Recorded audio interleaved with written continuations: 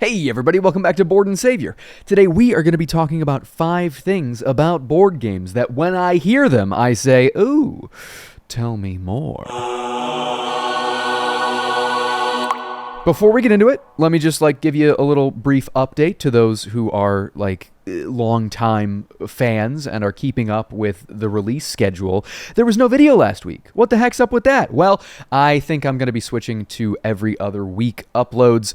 I've just gotten very busy, and I think that is the schedule that I can keep to and keep quality still up.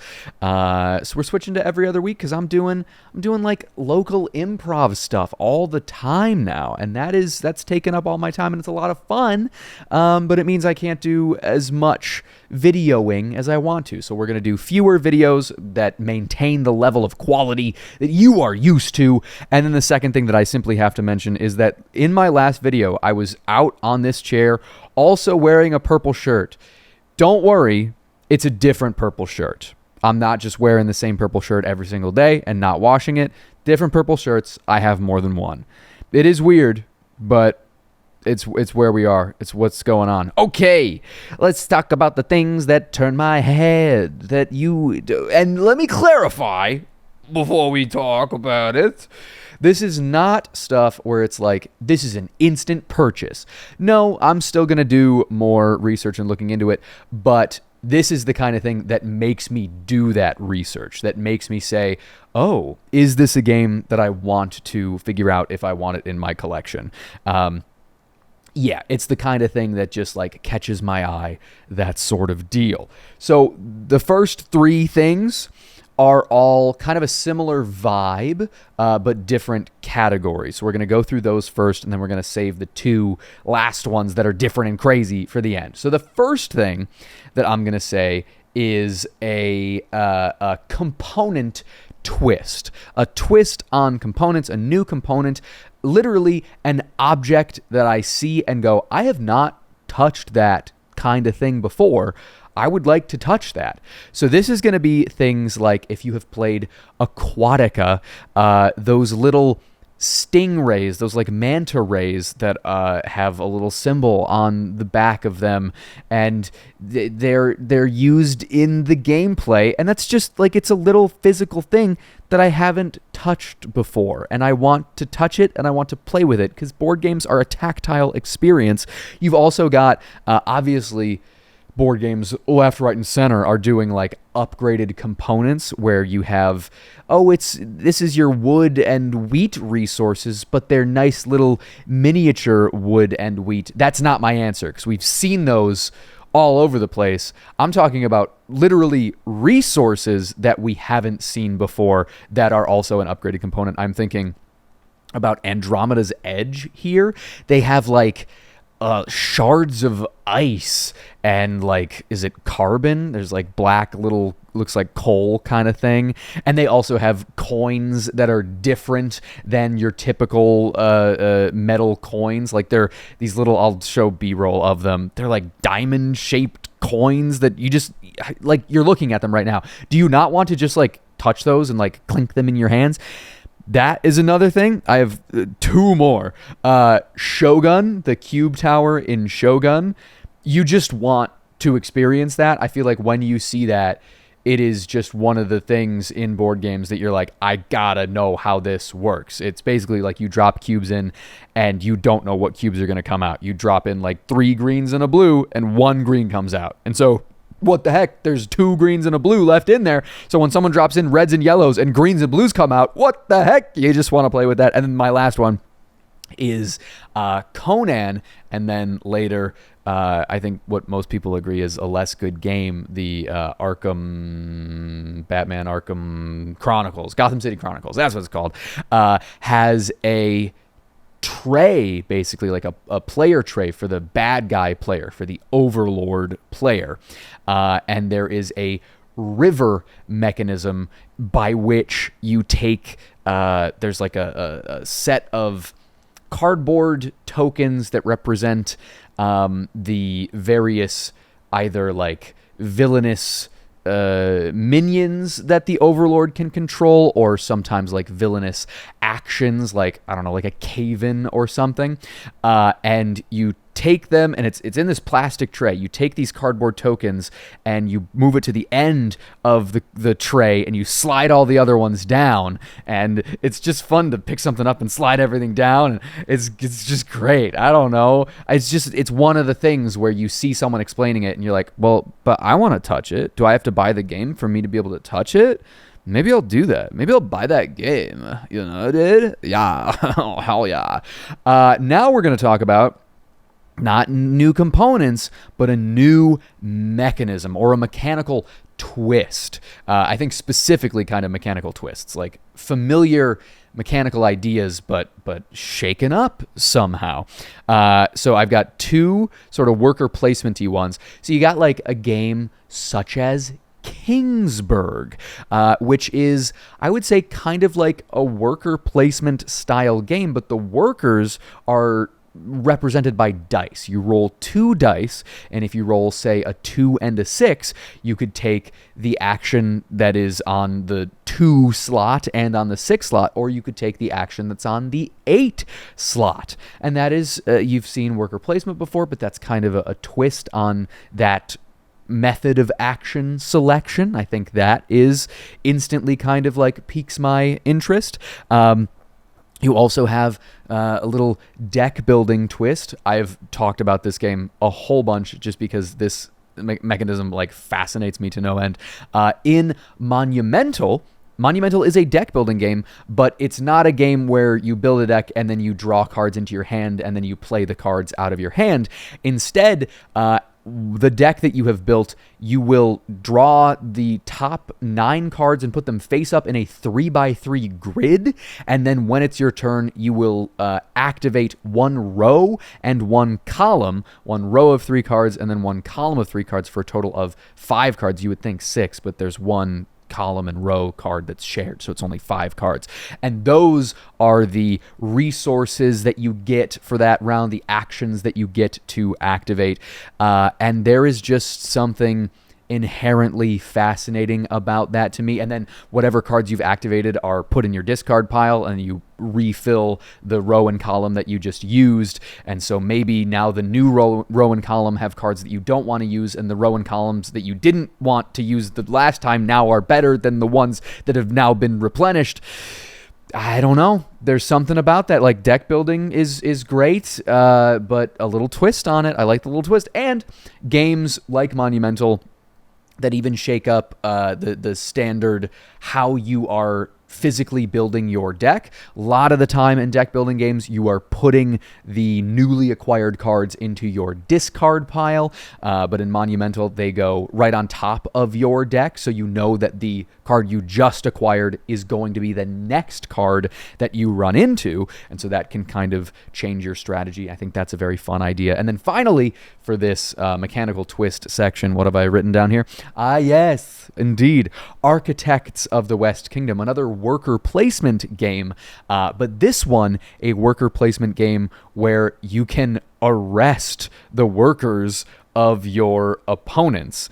There's an action where you can send them to jail, and then your opponents have to either live with fewer workers, or they have to take an action to like get them out of jail and back into their supply.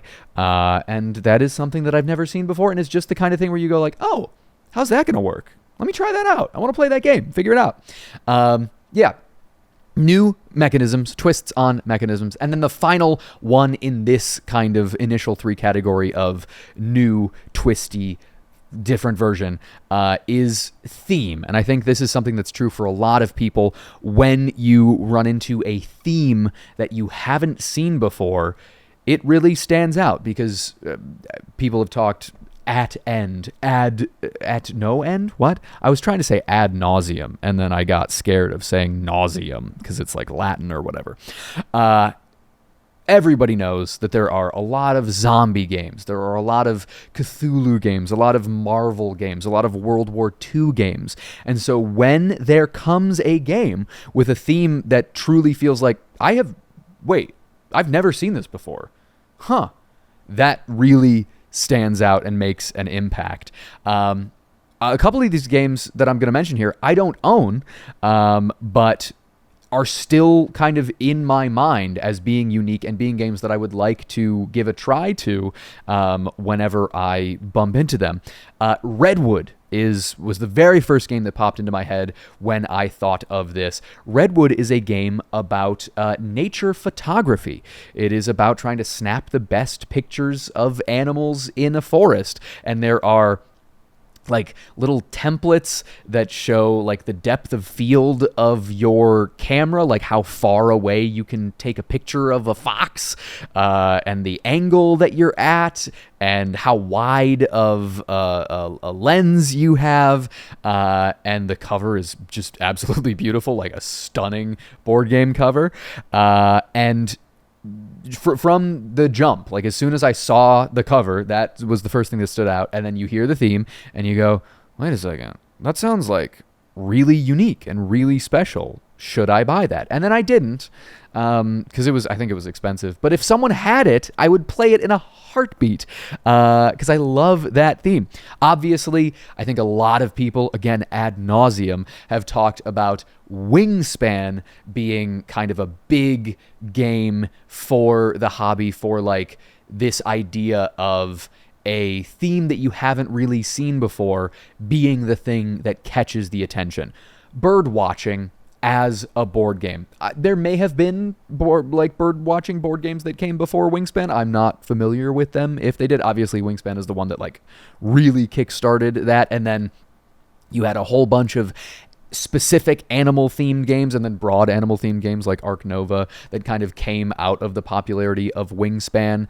And definitely when Wingspan like came out of the scene, the fact that it was a game just about birds, I was like, what the heck? You got a game about birds and people are loving it? Let me give this a try. And I did play it, and now I think that Wormspan is better. That's my hot take. And then the final one here that I've written down is Inish, and I would say like games like Inish, in the Madigo Dudes on a Map trilogy, you've got Kemet, which is ancient Egypt. You've got Cyclades, which is ancient Greece. Those are settings that I think board games see somewhat frequently. But Inish, the kind of like Celtic setting with the stunning artwork, is one you don't see a whole lot of. And I also think that even aside from it being the most unique theme, it is the best game of those three. And we don't really talk about Yucatan, which is a relatively unique theme, but less of a great game. Sorry, someone had to say it. All right, and now we are out of the new version of a thing that you've seen, and we're into two kind of more unique things. So you're going to have new versions, more unique. You're going to like these two more because it's not the same repeated thing over and over again that I was doing. Comedy. Which one of these do I want to save for the end? Okay, we'll save... Yes, no, yes, okay, I don't know. We'll talk about two-player games first. I want to see the baby. Two-player games. I am talking about games that are specifically and exclusively designed for two players. That is the kind of thing, and I'll explain why, that instantly makes me sit up in my chair. That makes me go, yes, please, tell me more. So we're talking Raptor. We're talking Seven Wonders Duel. We're talking Android Netrunner. Games that from the outset were designed to be played by two players. First of all, most of the games that I play are played two-player at the moment. There was a time where it was solo. There was a time before that it was two-player, and we're back to two-player. Basically, like once a week, I have a friend over who, like, we play two-player games all the time. And a lot of the time, you're playing a, like, 1 to 4 player or 2 to 4 player game as two players. But the two-player games, clearly being designed for two players, they work very, very well at two players. So I appreciate it for that personal reason of me playing a lot of two-player games. The other reason that I appreciate it so much is because, first of all, I think getting two people together in general is just a more doable task for the average person than getting 3 or 4 or 5 or 6 players together. So there is like just a general kind of appreciation of recognizing that like it is tough when you want to play Twilight Imperium with 5 players. Like, that's going to be a difficult thing to get together. Not only because it's an 8-hour game, but also because you need 5 people. That's not always the easiest thing to do. So I appreciate it for that fact. And then the biggest reason that 2-player games really turn my head is that I feel like we're in an era right now where the big thing to do with board games is to make the board game playable for 2 to 4 players, and there's a solo mode, and there's a team mode, and there's a co-op mode, and there's a skirmish mode. So regardless of who you are or what your situation is, you can play the game, and you can back it on Kickstarter, because we want to make damn sure that we make all of the money we possibly can.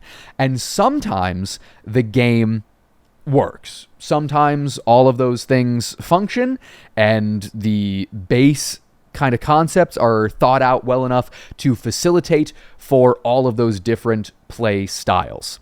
Sometimes.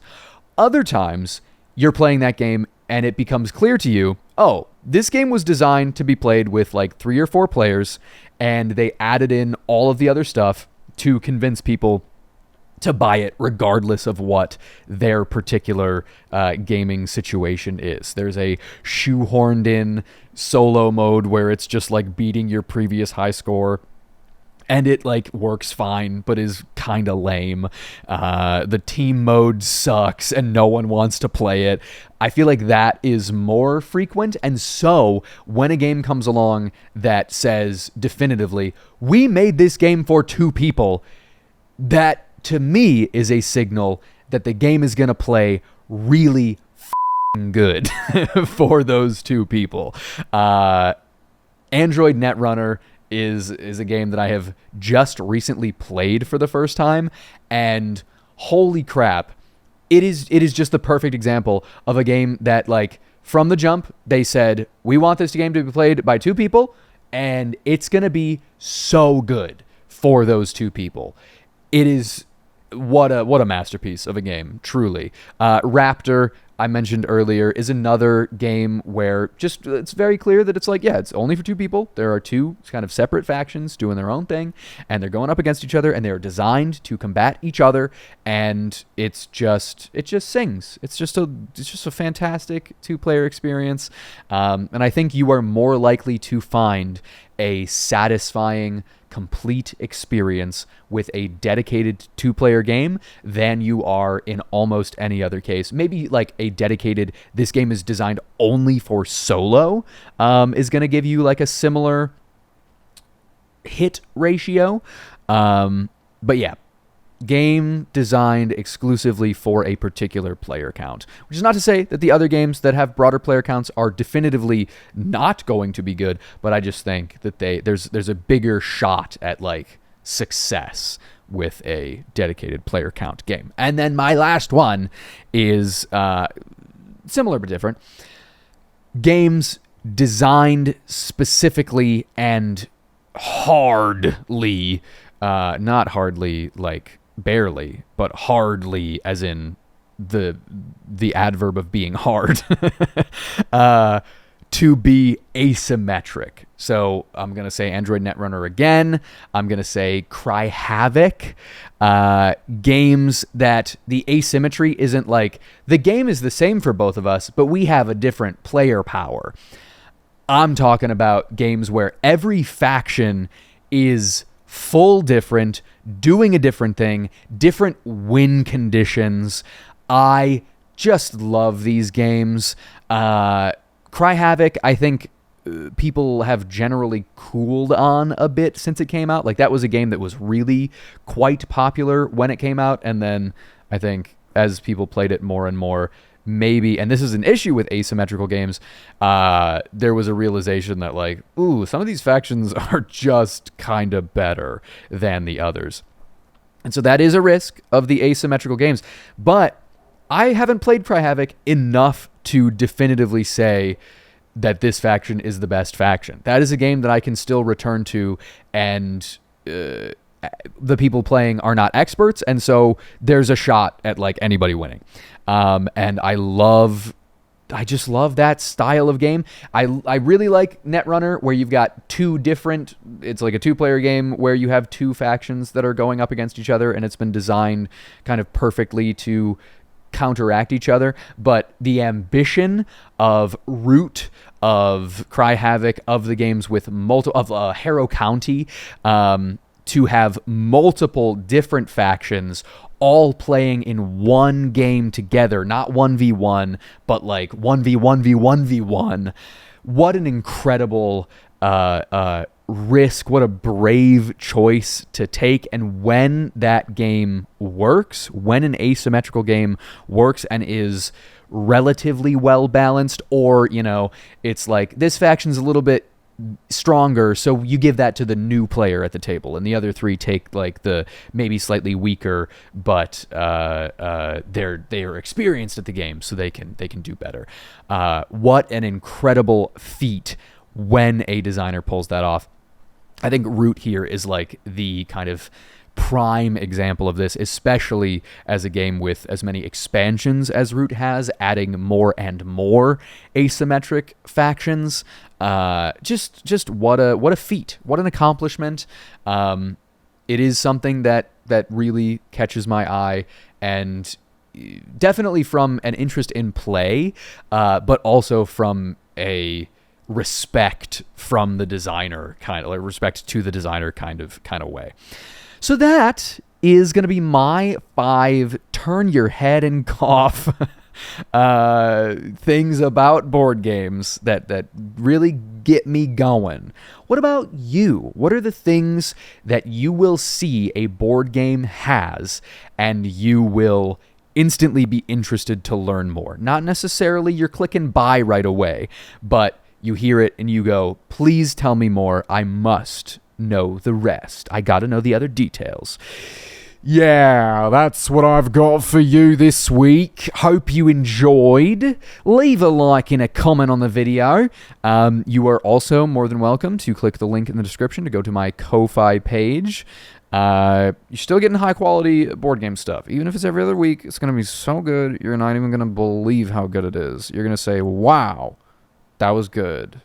That's my goal, is to really get you guys saying, wow, that was good. Sitting over here, I feel like my desk isn't level. Huh. Maybe I'll have to address that. You learn crazy things when you're making Board and Savior videos. Well, I hope you enjoyed, and I'll see you, in 2 weeks. Bye-bye.